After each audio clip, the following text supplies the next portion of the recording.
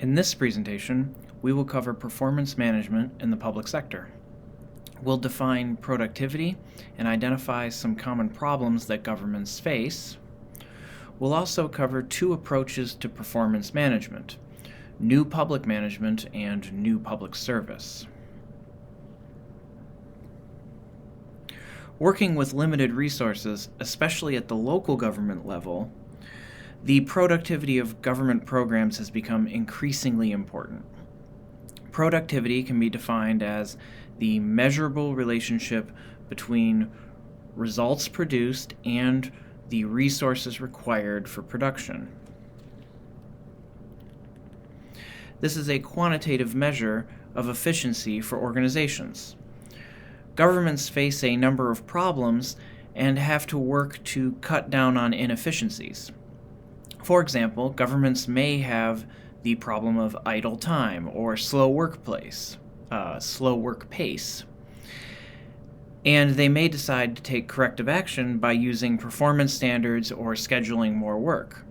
Governments may also face the problem of wasting time on non-productive activities, and they may take corrective action by reducing excessive travel times.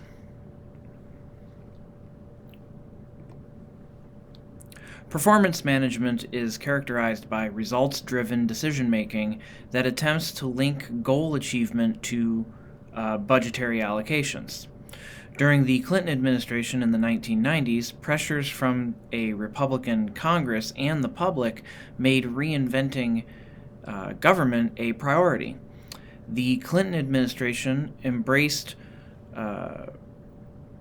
reinventing government by forming initiatives that followed the principles of a book called Reinventing Government: How the Entrepreneurial Spirit is Transforming the Public Sector. The Clinton administration initiatives focused on applying market-based customer service principles to government.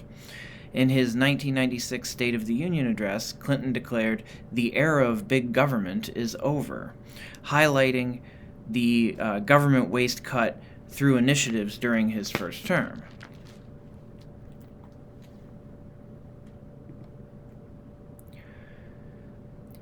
The focus on reinventing government ushered in an era of new public management. New public management is an approach that surfaced in Europe, Australia, and New Zealand in the 1990s. It had a significant influence on the Clinton administration's market-based, quality-driven approach to management. A key aspect of new public management is that citizens are viewed as customers, reflecting how the private sector views citizens. Local governments are starved for resources, and so many local services have become fee-for-service based rather than supported through the collection of tax dollars. This kind of service mirrors the private sector and is seen in many aspects of public service today.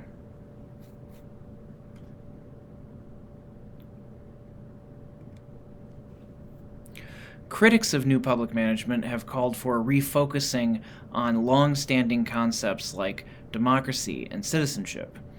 Critics of new public management often advocate for a different approach to public management: new public service. New public service is characterized by government services being based on the view that democratic theory and definitions of the public interest should result from a dialogue and deliberation about shared values. Public servants in this approach are motivated by the desire to contribute to society, to respect the law, community values, political norms, professional standards, and citizen interests. Advocates of new public service believe that there should be a distinction between customers and citizens. Public servants do not deliver customer service, they deliver democracy, as they would say. The public interest is seen as an aggregation of individual citizen interests rather than customers in a private market yearning to be satisfied and choosing services based on the lowest cost and narrow individual interests.